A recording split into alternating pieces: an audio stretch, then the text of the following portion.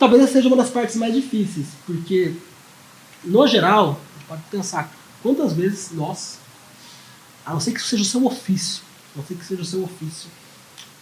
quantas vezes nós realmente checamos as informações do que nós ouvimos, do que nos é dito ou do que nos é apresentado. Mesmo em artigos, os artigos são revisados por pares, ponto, né?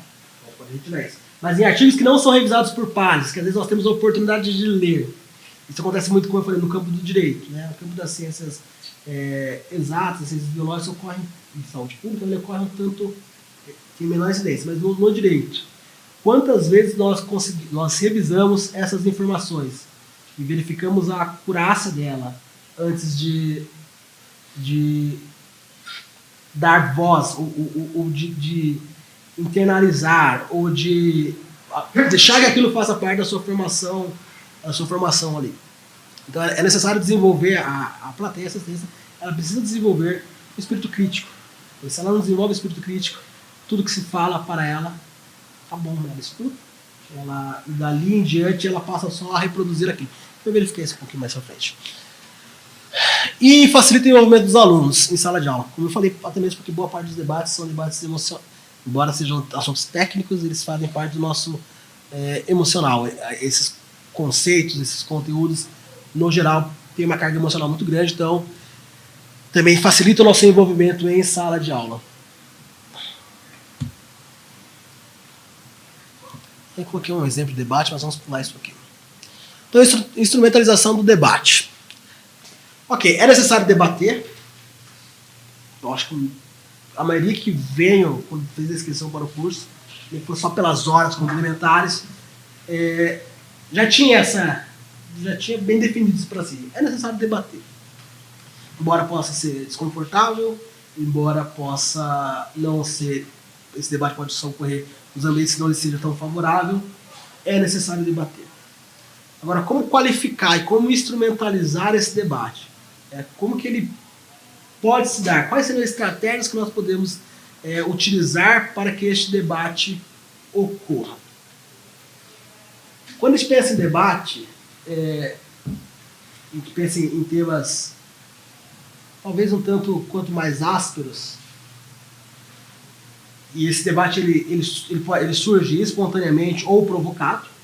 Ele pode surgir espontaneamente ou provocado. Mas você, enquanto professor, enquanto mediador desse debate, você tem que estar preparado para que esse debate ele ocorra da melhor forma estruturada possível, para que ele tenha algum impacto. Quais são as possíveis armadilhas de um debate que ocorre tanto de forma voluntária quanto provocada, né? Vamos ver alguns desses instrumentos. Então, quando você vai falar desses debates, eles podem ocorrer ali. Você está aqui? Todo mundo? Não consigo ver todo mundo. Quando ele pode... Cada uma dessas formas de debate, você pode dedicar uma parte da sua vida inteira a analisar só uma dessas formas. Ele pode ser... ela já foi e ainda é fonte de extensa pesquisa por inúmeros grupos de educadores, inúmeros grupos de pesquisadores. Então nós não vamos esgotar o tema aqui nesse curso. Mas antes de aprofundar cada um deles, pode adotar o debate pelo método socrático, que é o padrão, né, onde as pessoas mais se usa, que é o da provocação, do questionamento, da inquisição do indivíduo e de retirar desse indivíduo a sua compreensão ou a sua opinião ou o que ele compreende sobre determinado tópico. Essa é uma das formas mais comuns de debate. Pode deixar que ele ocorra por meio de seminários, onde você consegue, que também é o mais comum no meio acadêmico, onde nós temos a apresentação de determinado tópico e depois a apresentação, o espaço para discussão sobre esse assunto. A gente está acostumado a ver isso em banca de qualificação, banca de dissertação, de mestrado, doutorado, e aí por diante. Então, esse é um dos mais tradicionais. E, no geral, estes estes questionamentos pelos seminários, eles ocorrem por um público que tem uma determinada experiência, qualificação ou formação na área. Então ele é um debate bem restrito. No geral ele é restrito, porque é restrito para os pares, né? A maioria de nós não vai em debates que não sejam das nossas áreas, não participa de... não assiste, a maioria, não assiste bancas que não sejam da nossa própria área. Então não tem... Então ele é um debate que tem um público no geral com maior grau de formação, em geral, com maior grau de conhecimento sobre um conteúdo específico.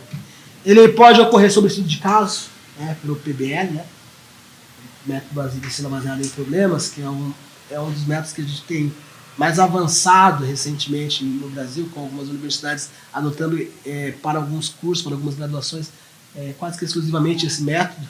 Em especial o pessoal da saúde usa muito PBL, o pessoal do direito também usa muito PBL, que é o debate baseado ali na resolução de problemas. Então a gente tem um problema, a gente vai discutir, mas ele ocorre geralmente em 2 rodadas, né, 3 rodadas. Uma rodada de abertura, nessa rodada de abertura, onde não há o estudo prévio, onde as pessoas apresentam os seus conceitos, a sua compreensão sobre o assunto. Depois, em seguida, onde há o tempo para reflexão, estudo, preparativos e a apresentação dos casos e das soluções e dos questionamentos. E, por fim, o período final, onde você envelopa isto, né? Você empacota isso e apresenta um resultado. E o debate de oposição, que é o debate, ele quase não existe, assim. Você pegar o debate de oposição, é um debate que quase não existe hoje mais no meio acadêmico. A gente viu isso recentemente, uma determinada rede de televisão, de jornais, tentando trazer isso à tona, que era o debate de oposição, é muito comum mais entre os americanos. E esse quadro ele continua, mas ele não é o que geralmente ocorre em sala de aula, debate de oposição. Ou pouco ocorre, talvez pudesse ocorrer mais. Quais são os perigos, e a gente vai discutir cada um deles, mas quais são algumas das questões que nós devemos levar em conta nesses debates?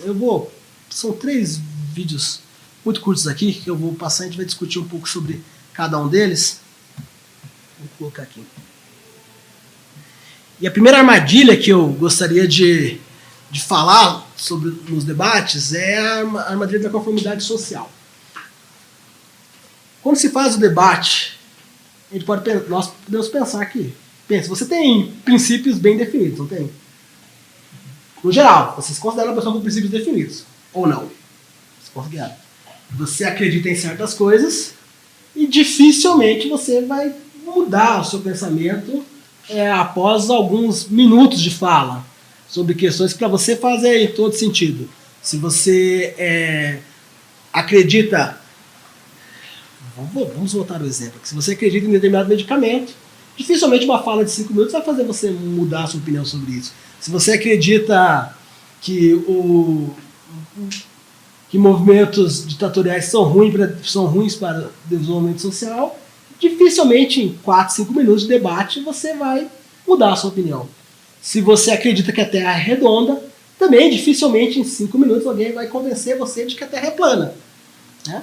Muito difícil. Se você acredita em determinada doutrina jurídica, muito difícil você falar assim, não, eu gastei anos estruturando meu pensamento sobre isso, dificilmente alguém vai mudar isso em poucos minutos, ou eu sou imune a este tipo de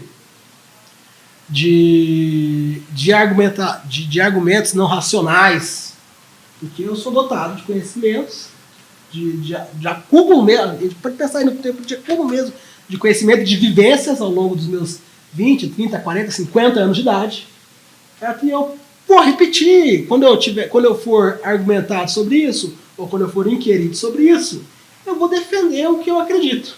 A maioria de nós pensa isso. A maioria de nós fala assim, não, dificilmente alguém fala assim, não, eu sou meio cobarde, assim, quando eu sou metido à pressão sobre determinado assunto, eu mudo de ideia fácil, assim, ou eu sou uma metamorfose ambulante, aí falou, eu escuto e mudo. Não, embora muitos de nós sejamos dessa maneira, nós acreditamos que nossos princípios são bem definidos, que nossas crenças são bem enraigadas e que as nossas bases são muito sólidas. Talvez em alguns assuntos desde a sua tenra infância. É muito sólida a minha base sobre essas questões. Então eu não vou mudar sobre isso. Então eu vou passar 3 vídeos, são bem curtos eles, e aí cada um deles aborda o mesmo assunto, só que com 3 níveis diferentes, o mesmo assunto de conformidade social. E aí, quando você estiver assistindo o vídeo, pense em como isso implicaria. Em como isso implicaria no seu debate em sala de aula. Gente, por que está assim?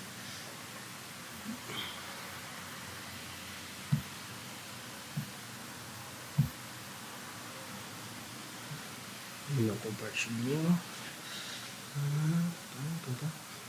FM.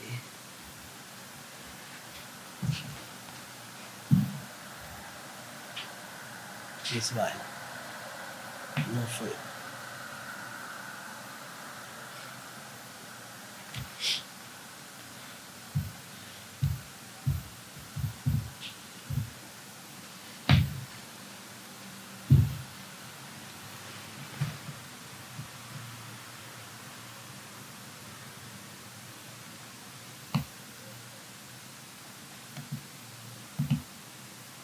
Vai, meu filho.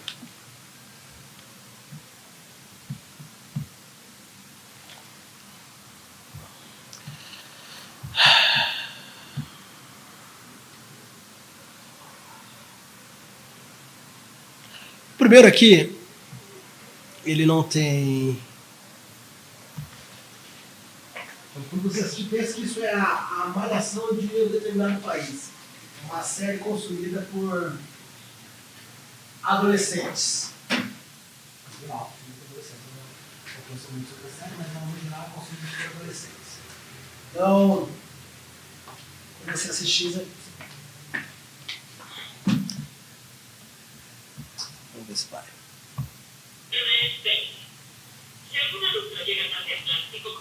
Estão conseguindo escutar? Não, né? Então, está todo mundo escutando? Aqui alguns não tem legenda, por isso que eu perguntei se estão escutando. Vamos lá.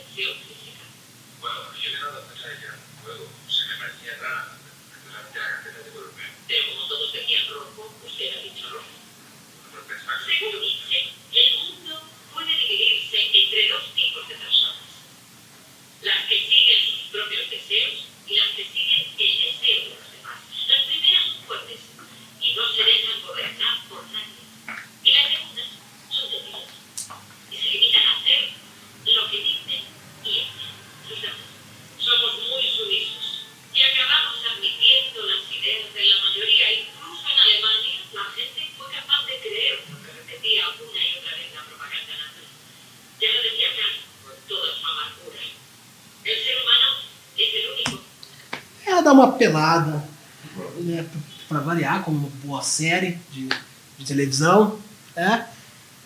Aí você fala assim, imagine, você ia dizer que era vermelha a pasta? Você ia dizer que era vermelha a pasta?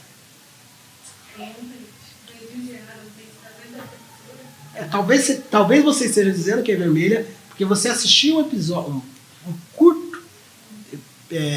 uma curta parte do episódio aonde as pessoas falaram que era vermelha e você achou que...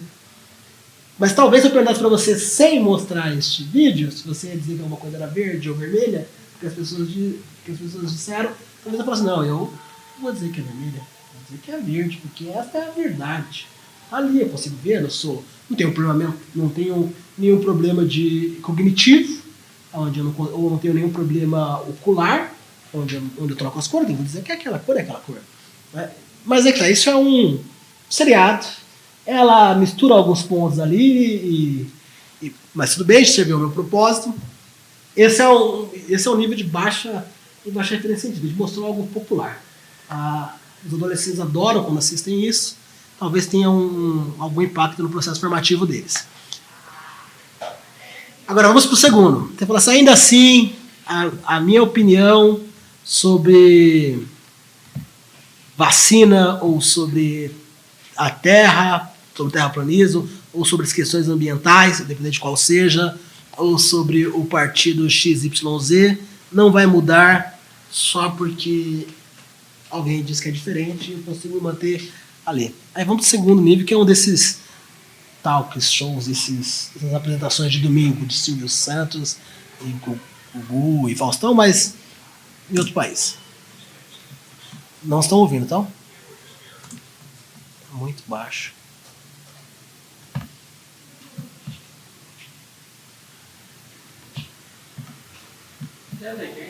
Tem legenda, né?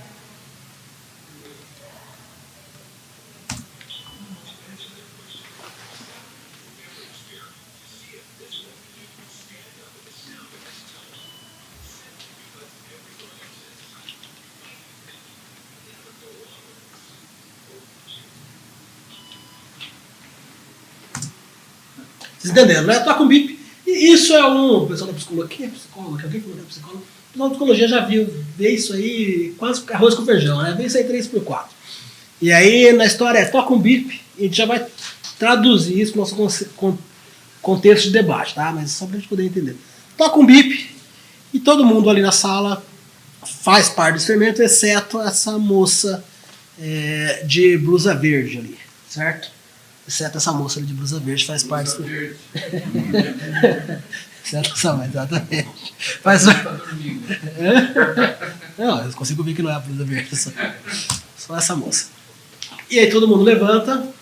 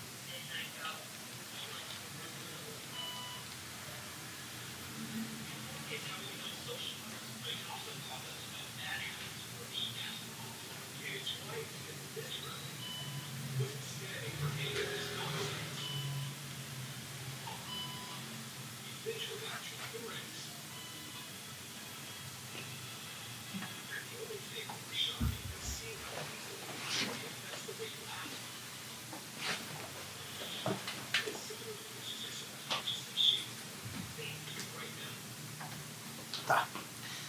Esse segundo experimento também, esse experimento também é bem conhecido. Tem pessoal da psicologia, como eu falei, para alguns curiosos da área, já devem ter visto isso inúmeras vezes. Você chega a retirar do local a pessoa que iniciou o hábito e todos continuam fazendo a mesma coisa. Então, em algum momento, você retira a primeira participante e todos continuam a repetir o mesmo hábito. Porque simplesmente continuam a repetir. Você fala assim, mas o que isso tem a ver com o nosso debate?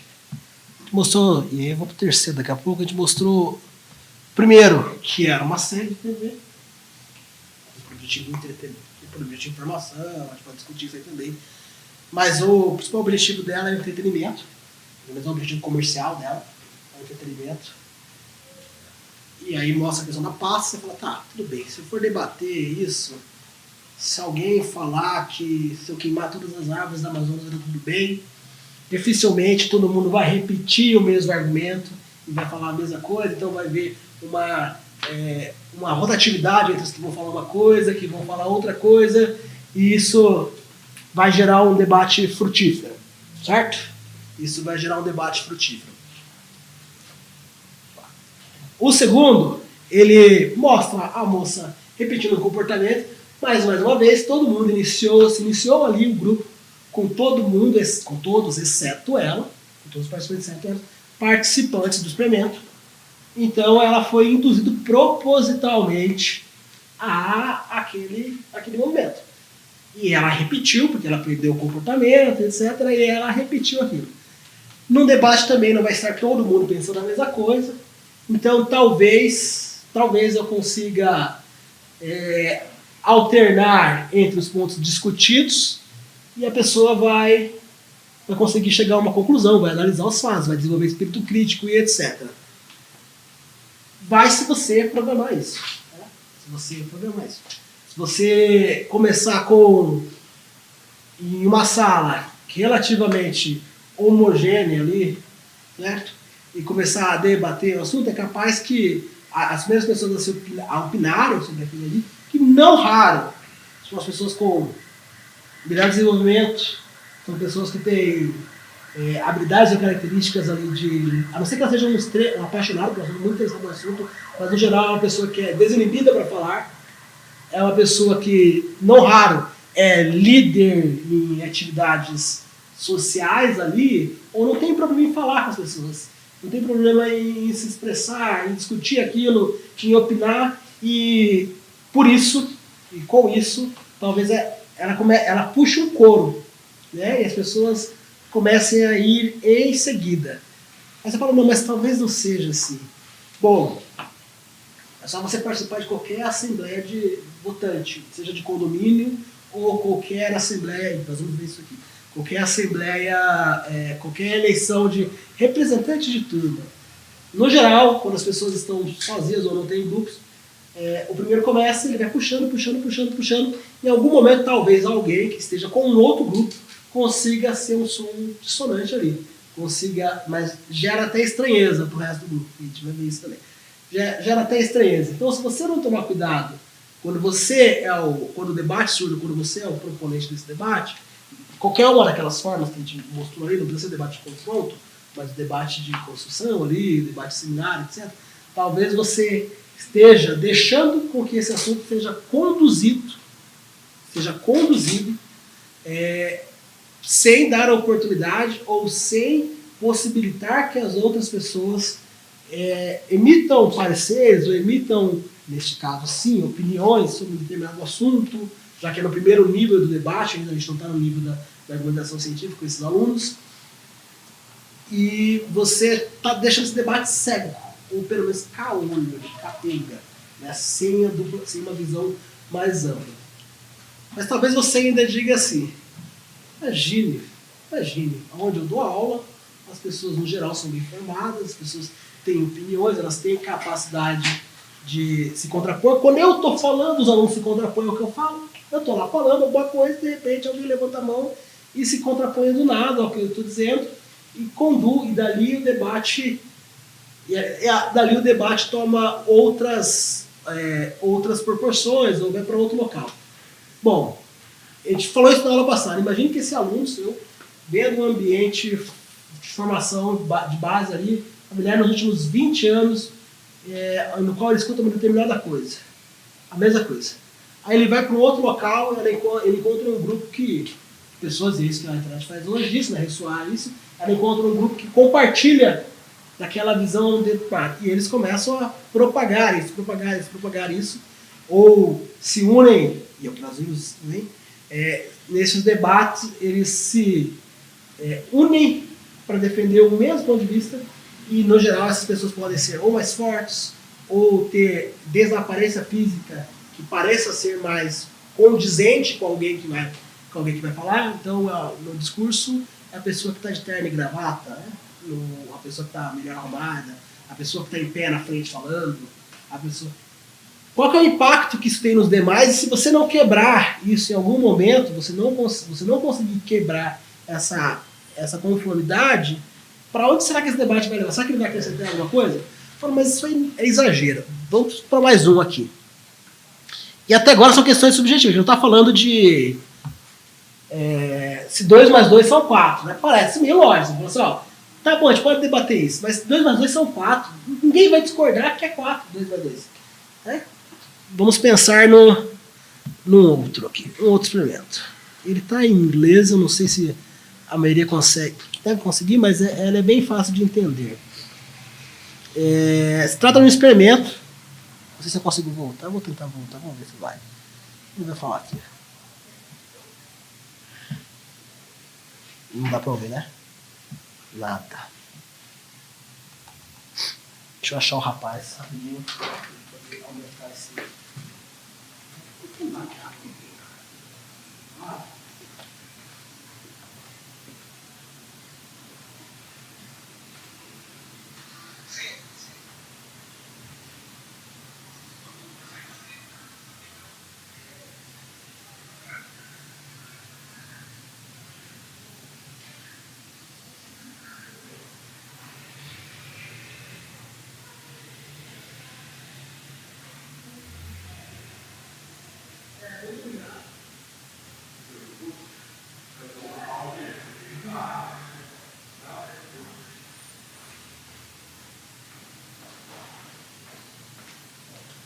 Ela vai atrás, puxa, mas eu...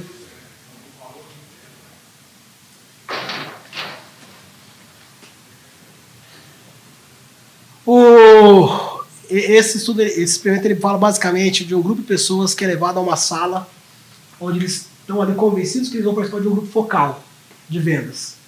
E surge uma situação de perigo ali. Pensa o seguinte, você olha aqui e começa a sair fumaça. Aqui as portas estão fechadas. Talvez em algum local aí o indicador de incêndio começa a piscar para você. O que você faz? Evacua, né? Começa você vê fumaça andando por baixo da porta, você vê... Evacua, é um pensamento lógico, né? Você fala assim, ó, sobrevivência é o primeiro dos instintos, né? Você fala, evacua. Começou a sair fumaça, eu vi que tá, o cheiro não é, o odor é característico, tá saindo fumaça, tá, meu